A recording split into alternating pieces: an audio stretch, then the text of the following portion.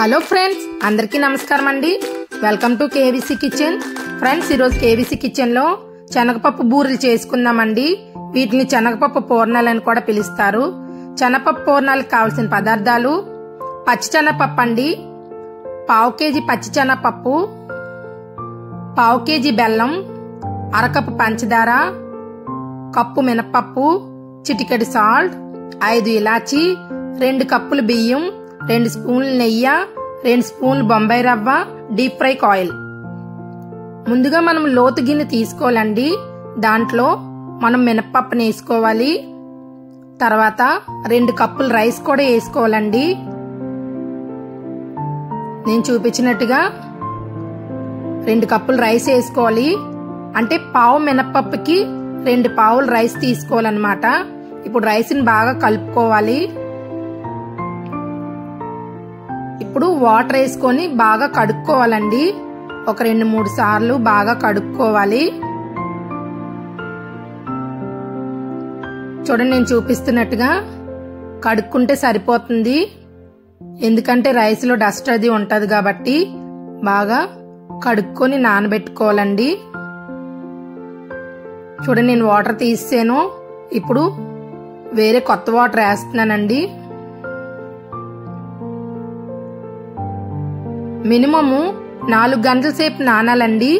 మనము బూర్లకి ఎప్పుడు మూత పెట్టుకోవాలి. మూత పెట్టుకుంటే త్వరగా నానుతుందండి. ఇప్పుడు మనము పచ్చిశనగపప్పును కూడా నానబెట్టుకోవాలండి. ఈ పచ్చిశనగపప్పు 1 గంట సేపు నానితే సరిపోతుంది. వాటర్ పోసుకొని శనగపప్పు మీద మూత పెట్టుకోవాలి. మూత పెట్టుకొని పక్కన పెట్టేసుకోవాలండి.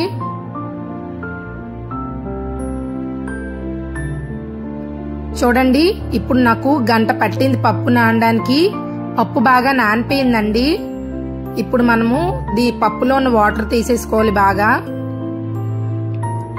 వాటర్ తీసుకొని మనం పప్పుని కుక్కర్లో వేసుకోవాలండి. కుక్కర్లో వేసుకొని కొంచెం వాటర్ యాడ్ చేసుకోవాలి. చాలా తక్కువ వాటర్ యాడ్ చేసుకోవాలండి. మనకి 3 విజిల్లు వస్తే సరిపోతుంది. ఇప్పుడు కుక్కర్ మూత పెట్టేసుకుందాం. స్టవ్ వెలిగించుకొని మనం కుక్కర్ పెట్టేసుకుందాం.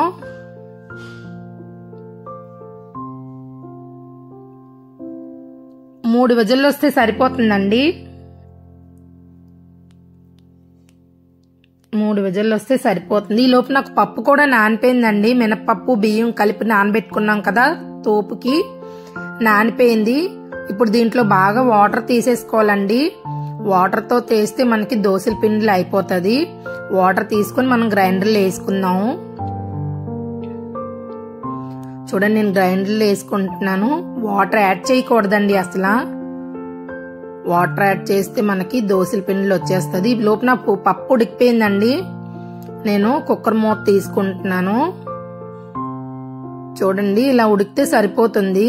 నేను మీకు చెంచాతో తీసి చూపిస్తున్నాను. ఇప్పుడు మనము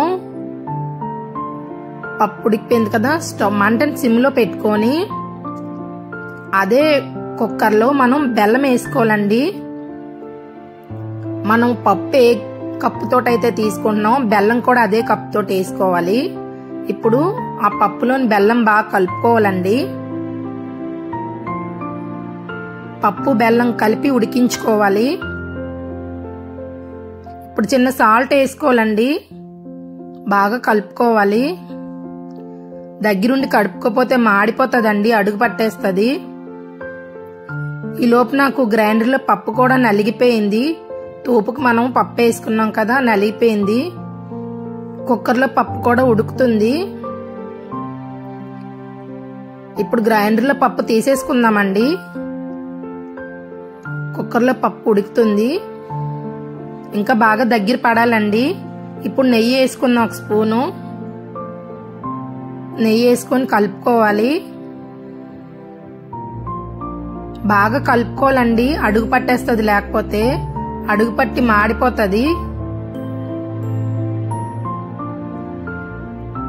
ఇంకా బాగా ఉడకాలండి. చూడండి ఎలా దగ్గర పడుతుంది. ఇప్పుడు ఇలాచీ వేసుకోవాలి. ఇలాచీ వేసుకొని బాగా కలుపుకోవాలి. చూడండి ఇంకా దగ్గర పడాలండి. ఇంకొక 5 నిమిషాలు పడితే దగ్గరికి అయిపోద్ది. చూడండి ఇలా వస్తే సరిపోతుంది. ఇంకా బాగా దగ్గరికి పడాలి. ఒక 5 నిమిషాలు చూడండి అయిపోయింది. ఇప్పుడు మనము ఒక ప్లేట్లోకి తీసుకుందాం అండి. ఆల్మోస్ట్ అయిపోయింది. ఇప్పుడు మనం చల్లారబెట్టుకుందాం. ప్లేట్లోకి తీసుకొని చల్లారబెట్టుకోవాలి. స్టవ్ ఆఫ్ చేసేయండి. చల్లారబెట్టుకుందామండి. ఒక 10 నిమిషాలు చల్లారాలి. వేడిగా ఉంటే చేతులు కాలిపోతాయి కదా, ఉండలు చుట్టుకోవాలి కదా మనము, అందుకని ఒక 5 నిమిషాలు అలా వదిలేయాలి. ఈ లోపు మనము తోపుకి రెడీ చేసుకుందాం. రుబ్బులో చిన్న సాల్ట్ వేసుకోవాలండి. కొంచెం పంచదార వేసుకోవాలి. మీరు బెల్లం కూడా యాడ్ చేసుకోవచ్చు. ఇప్పుడు బొంబాయి రవ్వ వేసుకోవాలండి, అంటే గోధుమ నూక వేసుకొని బాగా కలుపుకోవాలండి. చాలా జాగ్రత్తగా కలుపుకోవాలి, ఎందుకంటే మనకు మెయిన్ తోపే కాబట్టి చాలా జాగ్రత్తగా కలుపుకోవాలి. నీళ్ళు ఎక్కువ వేసేయకూడదు, చూసుకుని వేసుకోండి. ఈ లోపు నాకు అడ చల్లారిందండి. నేను ఉండలు చుట్టుకుంటున్నాను. చూడండి రౌండ్ గా చిన్న చిన్న బాల్ సైజుల్లో చుట్టుకుంటే సరిపోతుంది. చిన్న చిన్న ముద్దలు తీసుకొని చుట్టుకోవాలి. మీరు చేతికి నెయ్యి గాని నూనె రాని రాసుకొని చుట్టుకుంటే చాలా బాగా వస్తాయండి. రౌండ్ గా గుండ్రంగా చాలా అందంగా వస్తాయి. ఇప్పుడు మన దగ్గర ఉన్న ముద్దంతా అలా ఉండలా చేసేసుకోవాలి. చూడండి రెడీ అయిపోయి. ఈ లోపు మిగతా ముద్దు కూడా అలాగే చేసేసుకోవాలండి. ఈ లోపు మనం స్టవ్ వెలిగించుకొని మనం డీప్ ఫ్రైకి పాన్ పెట్టుకుందాం.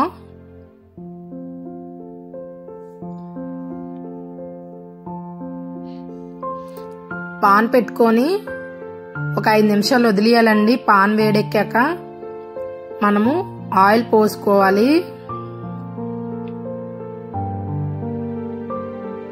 ఆయిల్ బాగా మరగాలండి. మీరు కేజీ శనగపప్పుకి అయితే కేజీ బెల్లం వేసుకోవాలి, 1/2 కేజీ శనగపప్పుకి అయితే 1/2 కేజీ బెల్లం వేసుకోవాలండి. ఆయిల్ బాగా మరిగిన తర్వాత ఇప్పుడు మనము చుట్టుకున్న ముద్దను తీసుకొని జాగ్రత్తగా రుబ్బులో వేసుకోవాలండి. ఒక్క బూరిగాని విడిపోయిందంటే ఆయిల్ అంతా పాడైపోద్ది. జాగ్రత్తగా వేసుకోవాలి. చూడండి నేను చూపించినట్టుగా వేసుకోవాలి. రుబ్బులో ముంచుకొని జాగ్రత్తగా వేసుకోవాలి. కొంతమంది బూర్లకి పిలకలవి వస్తాయంటారండి. నేను చెప్పినట్టు ఫాలో అయితే పిలకలవి రావండి. చాలా అందంగా గుండ్రంగా రౌండ్ గా వస్తాయి. చూడండి నేను చూపిస్తున్నాను కదా. మిగతా బూర్లు కూడా అలా వేసేసుకొని వేపుకోవాలి. చూడండి ఎంత గుండ్రంగా అందంగా వచ్చాయో. ఏగిపోయండి. మనం పక్కన ఆయిల్ తీసుకోవాలి. చిన్న చిల్లులు గిన్నెలు వేసుకుంటే మనకి వేస్ట్ ఆయిల్ అంతా బయటకు వచ్చేస్తుంది. చూడండి ఎంత అందంగా ఉన్నాయో బూర్లు. చాలా టేస్టీగా ఉంటాయండి. ట్రై చేయండి. మీకు ఎలాగొచ్చాయో నా కామెంట్ సెక్షన్ లో చెప్పండి.